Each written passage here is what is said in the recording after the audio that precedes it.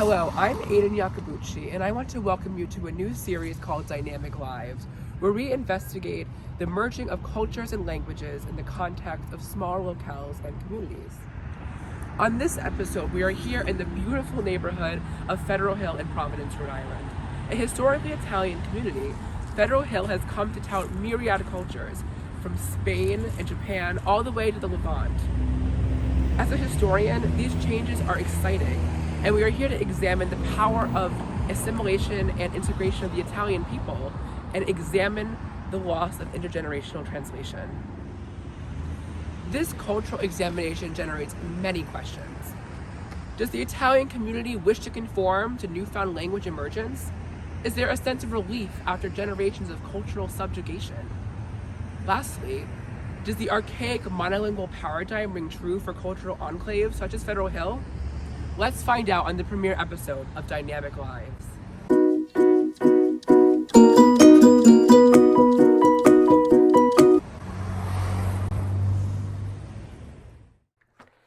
Much like Little Italy in New York, Federal Hill is a historically Italian neighborhood in the west side of Providence.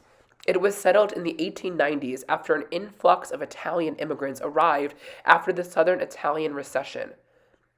Many of its residents were slated to live in cold water flats, which were shared apartments that had no heating, electricity, or hot water, and worked at factories such as Brown and Sharp, where they were subjected to horrendous working conditions. The Italian community as a whole was persecuted during the turn of the 20th century, and Federal Hill represented the only haven where Italians were free to engage in their language and culture.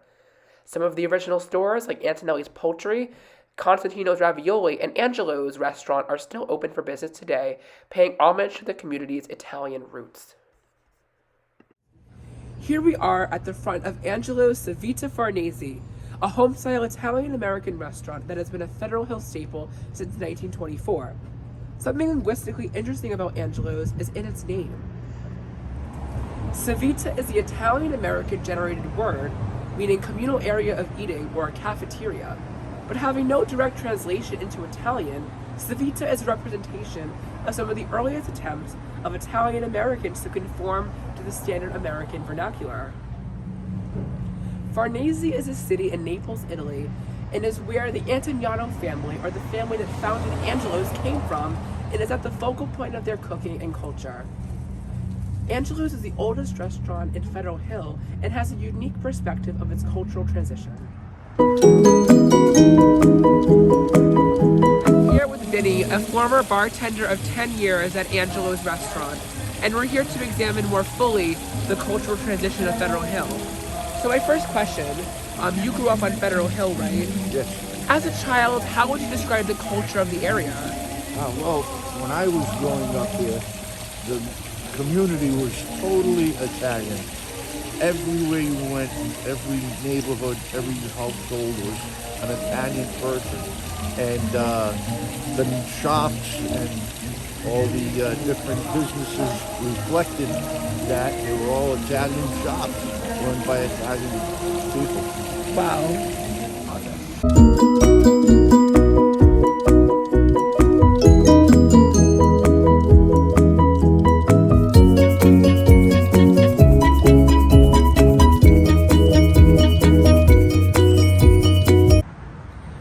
Here we are at Pastiche French Bakery. Founded in 1997, Pastiche Bakery has been producing delicious French pastries for the masses. But is its history always so French? Guess what? It wasn't. Pastiche was originally Cialo Brothers Bakery, founded in 1919 by the Vaccaro family. They were known for their cannolis, sfogliatelles, and pastry cream-filled zeppole, until the family made a drastic change in 1986.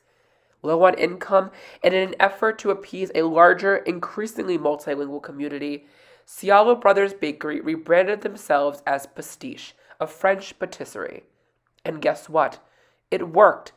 They serve some of the same pastries with a new French name and twist, seeing an influx of clientele. Pastiche represents one of the earliest ministrational attempts to shift to the ever more prominent multicultural and linguistic paradigm.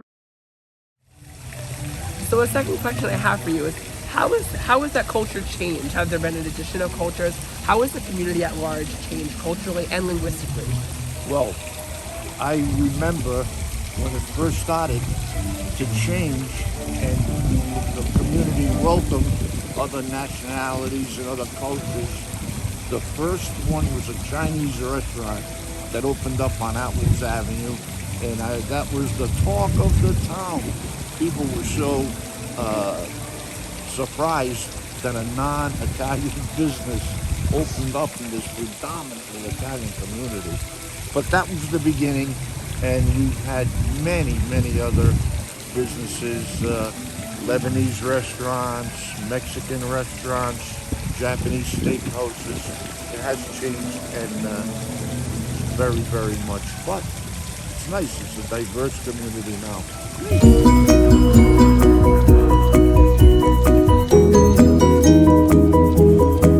We are here at Roma Gourmet, a delicious delicatessen that gives the people of Providence a taste of the Italian peninsula. I want to point to an interesting feat on the entrance partition of the restaurant. Biscotti, espresso, cappuccino versus pastry and desserts? What is the significance of such selective cultural preservation? This feat is more duly represented on the inside of the restaurant. As you can see, tavolo caldo remains in Italian, with homemade salads being written in English, the more American food item being written in English. From a marketing perspective, it's clever, and from a linguistic perspective, it throws light on a transition from appeasing the Italian community to drawing in a more multilingual clientele. After all, how exotic is a biscotti, even though it's just a cookie?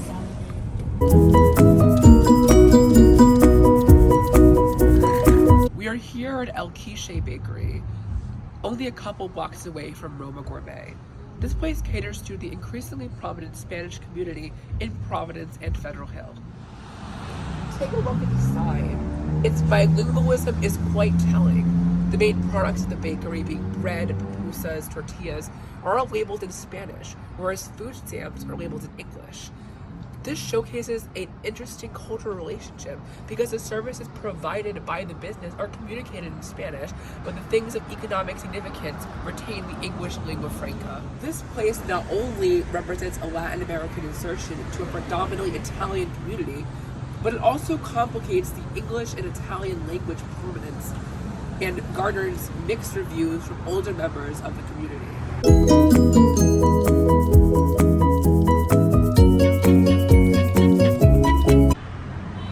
Third question, how is the addition of cultures and the emergence of cultures and the movement from an Italian speaking community to a more multilingual community, how has that personally affected you? Well, I can only speak for myself, but I think I speak for a lot of people in my age bracket and people that were born and raised on Beverly Hill, and they knew solely Italian community culture. I think it's an opportunity for people to learn other cultures and grow. And it's not nice to know just your culture. I think it's wonderful that all these other cultures have moved into the community. Federal Hill is a confluence of languages and cultures that span the globe. After this, there is still that lingering question. Does it matter which culture came first? After today's escapade, it truly doesn't. We need to move away from the notion of cultural superiority and embrace the fluidity of today's world. In doing so, only then will we be able to truly appreciate the world's dynamic lives. See you next time.